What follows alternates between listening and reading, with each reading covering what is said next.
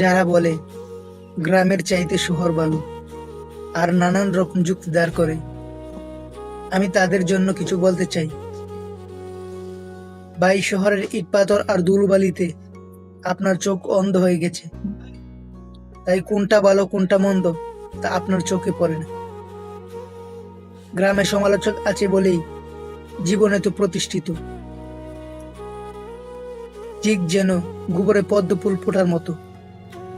শহরের আশেপাশের লোক বলার মতো কেউ নাই, তাই আজ নারীদের কাপড় হাঁটুর উপরে গিয়ে টেকেছে। গ্রামে ঠিক এরকম নয়।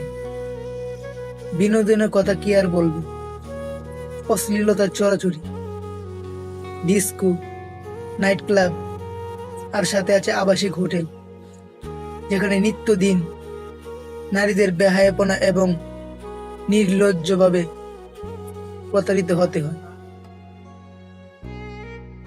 গ্রামীণ জীবন কঠিন হলেও একটা প্রাণের স্বস্তির নিঃশ্বাস ফেলা যায় বিশুদ্ধ বাতাসে, আর ঝগড়া করলেও ঐক্যবদ্ধতার প্রমাণ দেয়, যা শহরে নেই।